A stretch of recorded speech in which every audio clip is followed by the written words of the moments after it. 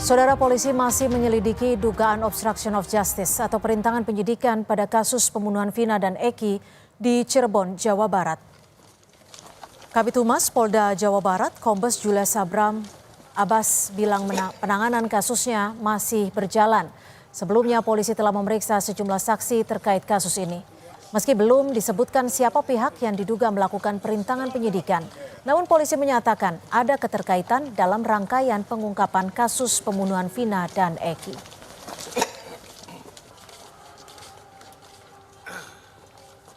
Obstruction of justice tentu masih berproses, ya.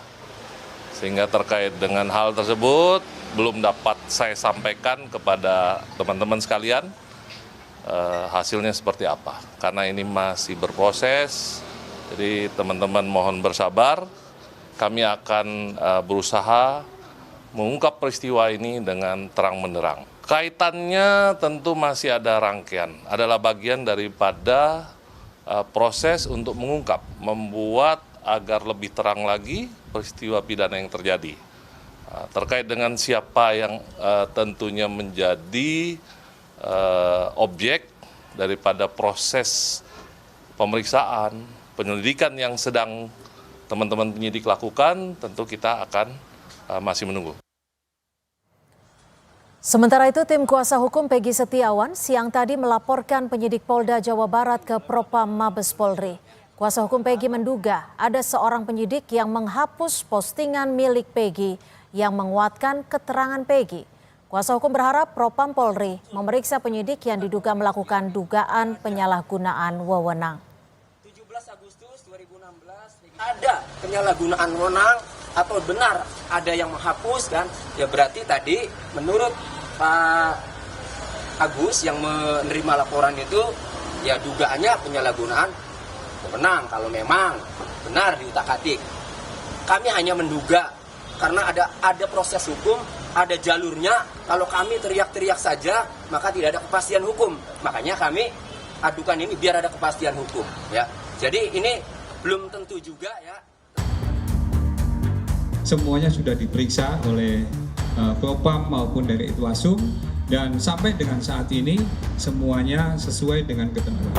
Untuk menguji dan menanyakan seperti apa Rudiana menjalani proses pemeriksaan atau memberikan keterangan pada saat itu BAP 2016, saya akan mengajak Anda saudara untuk menemui Rudiana di Polsek Kapetakan, tempat di mana Ibtu Rudiana bertugas. Jurnalis Kompas TV Muhammad Syahri Romdon mendatangi Polsek Kapetakan, tempat ayah Eki Ibtu Rudiana bekerja. Namun Ibtu Rudiana tidak dapat ditemui. Pak, ini saya dari Kompas TV coba untuk cari tahu kalau Pak Kapolsek Pak Rudiana betul di sini ya Pak tugasnya? Betul. Tugas Pak Rudiana di sini ya. Cuman sekarang bagaimana Pak? Lagi ada di lokasi atau lagi tugas keluar? Sekarang lagi ada lihat di luar. Jurnalis Kompas TV mencoba mengklarifikasi langsung berita acara pemeriksaan Ibtu Rudiana yang didapat dari pengacara salah satu narapidana Saka Tatal. Berita acara pemeriksaan ayah Eki ini dinilai janggal karena Rudiana menyampaikan kronologi pembunuhan Eki dan Vina. Padahal diduga ia tidak berada di lokasi kejadian. Sejumlah tim kuasa hukum para terpidana dan juga kuasa hukum Peggy Setiawan menilai bahwa kejanggalan sudah ditemukan sejak awal penanganan ini di tahun 2016. Terbukti mereka melihat hal tersebut dalam BAP Rudiana yang dilakukan pada tanggal 31 Agustus pukul 18.30 atau 1 jam setelah para 7 terpidana atau tersangka ditangkap dan dibawa ke Polres Cirebon Kota pada saat itu. Kuasa hukum terpidana kasus pembunuhan Vina dan Eki, Saka Tatal, juga melaporkan Rudiana ke Mabes Polri terkait dugaan pelanggaran prosedur atas BAP yang ia buat 8 tahun silam. Dari awal memang kesalahan tidak dilakukannya pendampingan pengacara yang menurut pasal 56 KUHP wajib mereka sejak tanggal 31 sampai tanggal 16 tidak pernah ditahan. Kemudian bagaimana menafsirkan pembunuhan tersebut dengan tusukan dan lain sebagainya yang sesuai dengan dakwaan jaksa, padahal dalam visum atau otopsi tidak seperti yang diceritakan dalam kejadian tersebut. Oleh karena itu ada satu keanehan. Mabes Polri memastikan Ibtu Rudiana sudah menjalani pemeriksaan oleh Propam Mabes Polri. Namun tidak ditemukan ada kesalahan prosedur dari laporan pemeriksaan awal di kasus pembunuhan Vina dan Eki. Penyidik awal dari Laka Lantas, kemudian ada yang nangani di TKP awal, terus ada Ibtu Rudiana sebagai ayah korban, semuanya sudah diperiksa oleh Propam maupun dari Itwasum, dan sampai dengan saat ini semuanya sesuai dengan ketentuan. Oleh karena itu, rumor yang berkembang di luar atau mungkin pendapat atau persepsi boleh, tetapi yang jelas bahwa sekali lagi penyidik melaksanakan pemeriksaan berdasarkan alat bukti yang didapatkan, baik itu keterangan saksi ataupun alat bukti yang lainnya. Sementara saat ini, polisi sudah menyerahkan berkas pemeriksaan tersangka yang disebut otak pembunuhan kasus Vina, Peggy Setiawan, ke Kejaksaan Tinggi Jawa Barat. Polisi menegaskan, penetapan tersangka Peggy Setiawan sudah disertai alat bukti yang cukup. Tim Liputan, Kompas TV. Terbaru, polisi menunjukkan bukti foto Peggy Setiawan dalam kasus pembunuhan Vina Cirebon yang diambil penyidik ketika penggerebekan. Sementara hari ini, berkas Peggy Setiawan dilimpahkan ke Kejaksaan. Polisi yakin bukti dan sederet keterangan saksi telah cukup menjadi dasar penetapan Peggy sebagai tersangka. Pengacara tetap berharap dugaan kesalahan prosedur dalam penetapan Peggy bisa jadi bukti untuk meloloskan Peggy di pra-peradilan.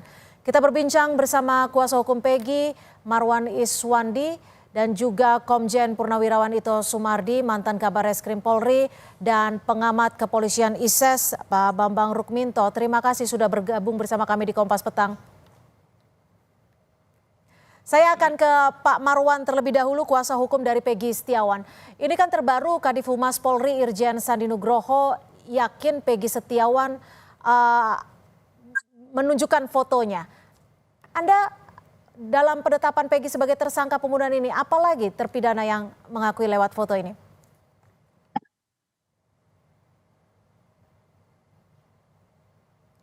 Pak Marwan, mohon maaf audionya.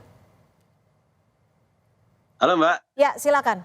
Ya, itu kan dari penyidik seperti itu dilimpahkan. Nanti kita adu aja nanti di pra-peradilannya Mbak. Daripada kita berargumen kita debat-debat di luar kan nggak jelas, biar di pengadilan aja nanti. Ini kan polisi mengklaim kalau foto yang yang didapatkan saat penggerebekan ini sudah ditunjukkan ke napi lain. Bagaimana Anda menanggapinya?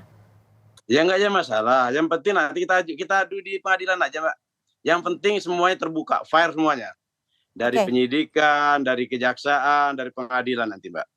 Tapi dalam waktu dekat ini kita mengajukan pra-peradilan. Kita lihat di pra-peradilan ini gimana Mbak. Kalau dari tim kuasa hukum sendiri memegang tidak foto yang ditunjukkan Pak Kadif Humas? Belum ada kami Mbak. Belum ada, tapi Anda meyakini ini foto yang dimiliki Peggy juga atau seperti apa? Saya belum bisa memastikan Mbak.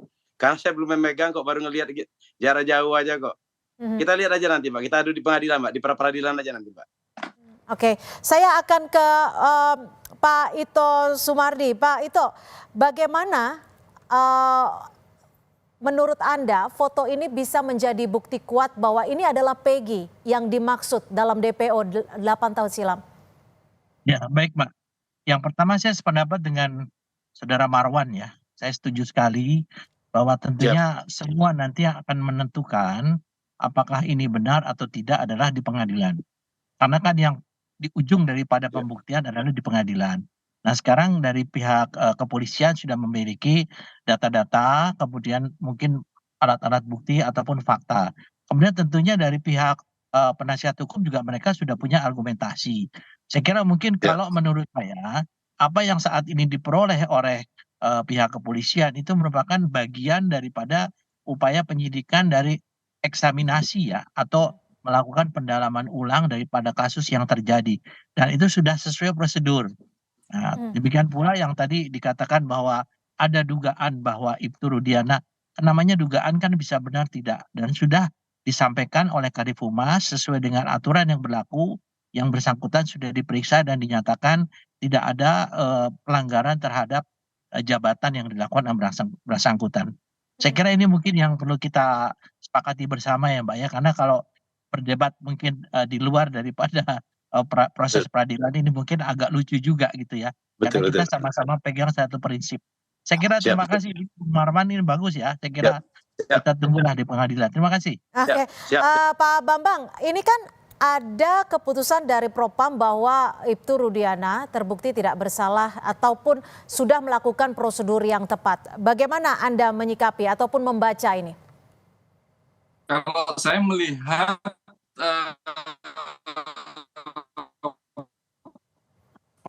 Ya, Pak Bambang, mohon maaf audionya. Baik, Pak Bambang, kami akan mencoba memperbaiki sinyal ataupun audio dengan Anda. Saya ya. Kita akan perbaiki audio dengan Pak Bambang. Saya kembali ke Pak Marwan. Pak Marwan, tanggal 24 Juni nanti akan dimulai sidang perdana untuk pra peradilan. sudah Pak, siap. Ya. Tes. Ada fakta-fakta atau dalil-dalil apa yang disiapkan oleh kuasa hukum? Halo. Dalil-dalil kami Halo, banyak, ya. Mbak. Tapi yang jelas kami akan menghadirkan saksi yang mengatakan kalau Peggy Setiawan itu waktu malam kejadian perkara itu ada di Bandung. Sudah itu kami akan mendatangkan saksi ahli. Tapi masih banyak, Mbak. Masih banyak yang lain, Mbak. Saksi ahlinya ahli apa nih, Pak? Ahli pidana, Mbak. Oke. Ini kan juga ada pro kontra terkait dengan bukti percakapan Peggy Setiawan dengan rekannya yang mengaku bahwa saat itu ada di Bandung. Ini bisa dibuktikan nanti di persidangan? Ya, kita buktikan persidangan aja nanti, Mbak. Daripada kita berdebat terus seperti ini, debat kusir nama jatuhnya nanti kan. Lebih di pengadilan aja. Kita buktikan pengadilan dari pihak penyidik begini, dari pihak kami kuasa hukum begini. Yang memutuskan hakim. Baik. Asal kalau semuanya fair, semuanya terbuka, semua tidak ada dusta di antara kita, ya tidak ada masalah. Baik, kita coba dengarkan dulu pernyataan dari Kadif Humas Polri terkait bahwa penyidik telah melakukan segalanya dengan tepat untuk menetapkan Peggy Setiawan sebagai tersangka. Ini contohnya, ini adalah foto Peggy tahun 2016. Oke. Ini yang diambil penyidik ketika penggerbekan di sana, difoto dan ditunjukkan sama pelaku. Dan di BAP, di dalam BAP itu menyebutkan bahwa ya ini Pak, ini Peggy Pak, ini pelakunya. Ini sebagai contoh bahwa penyidik tidak asal-asalan untuk menetapkan siapa yang akan menjadi tersangka. Saya ke Pak Bambang. Pak Bambang, menurut Anda dengan bukti foto tersebut cukup untuk menetapkan seseorang sebagai tersangka pembunuhan? Iya, foto itu diambil kapan masih belum jelas ya saya melihatnya. Itu diambil tahun 2016 atau 2024 gitu. Kalau tahun 2016 itu sudah diambil, tentunya Peggy ini sudah tidak menjadi DPO lagi, sudah ditangkap tahun 2016 itu. Itu makanya kalau saya melihat proses yang dilakukan oleh kepolisian saat ini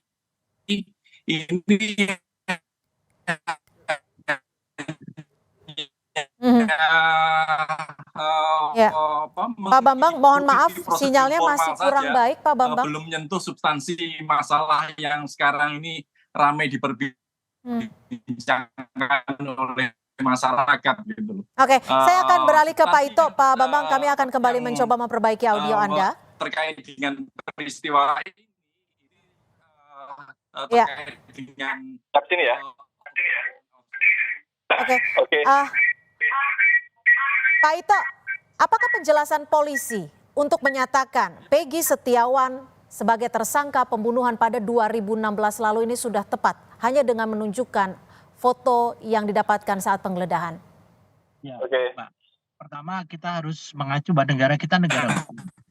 Maka di dalam proses peradilan pidana itu dikenal dengan namanya proses penyidikan, penuntutan, dan peradilan. Dan dalam penyidikan kan polisi sebelum menetapkan seseorang menjadi tersangka, itu diatur dalam pasal 184 ayat 1, yaitu ada 5 alat bukti ya. Jadi salah satu diantaranya mungkin adalah yang foto, itu mungkin yang disebutkan namanya foto atau surat. Kan ada keterangan saksi, kemudian keterangan ahli, biasanya dari forensik, kemudian juga surat atau foto, mungkin ada petunjuk lain, ataupun keterangan terdakwa. Nah, saya bicara masalah Ibtu Rudiana. Kita harus empati juga ya, karena bagaimanapun juga kan korbannya itu adalah anaknya. Dan nalurinya dia sebagai seorang reserse, dia tidak percaya bahwa itu adalah kasus kecelakaan lalu lintas. Sehingga setelah 8 hari dia minta diekshumasi ya, digali kembali sehingga kemudian dilakukan otopsi ulang ya. Nah, di sini kan yang disampaikan oleh Ibtu Rudiana ini kan petunjuk yang kemudian didalami oleh penyidik. Tentunya Ibtu Rudiana kalau misalnya dia ikut menyidik, ikut memeriksa, baru dia melakukan penyalahgunaan wewenang. Tapi dia hanya menyampaikan informasi yang mungkin oleh anggota reserse saat itu belum diperoleh.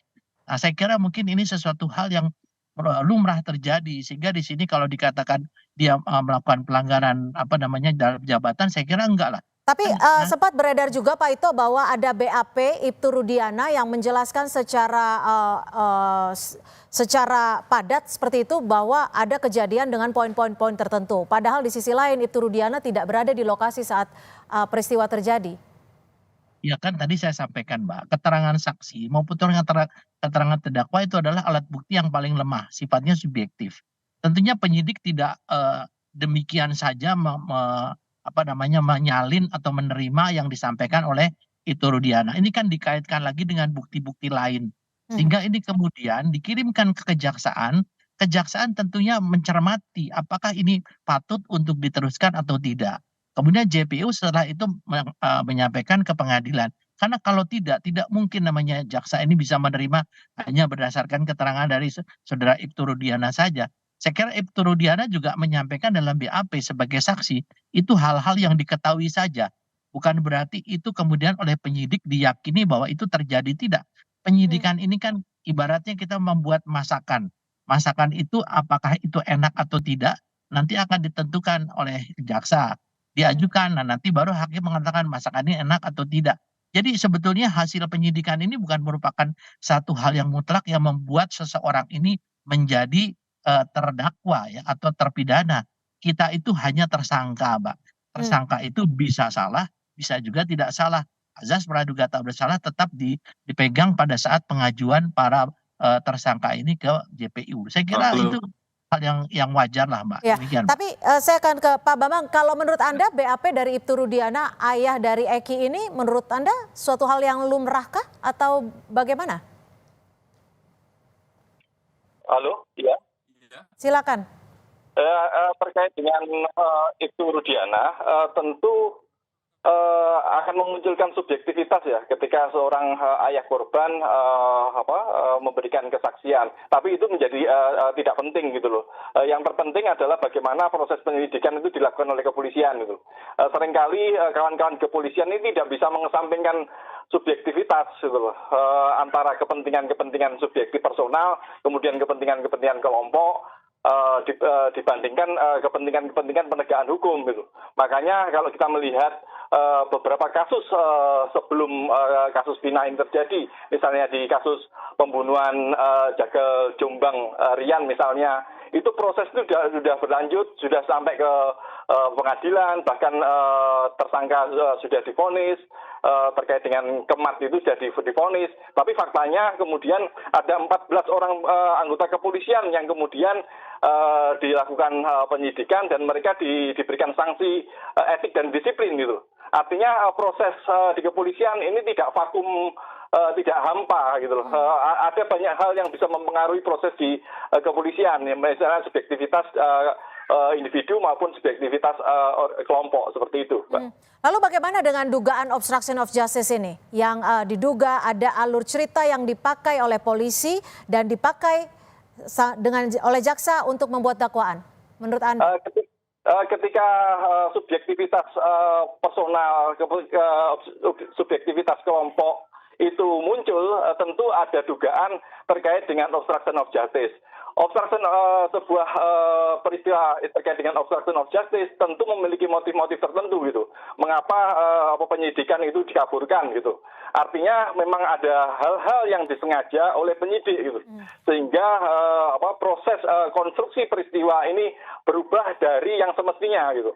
Makanya memang audit investigasi kemudian upaya eksaminasi itu penting dalam meluruskan alur peristiwa ini gitu.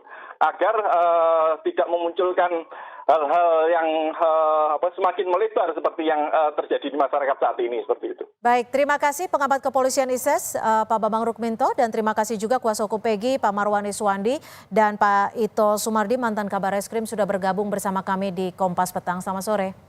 Selamat Sore, Pak.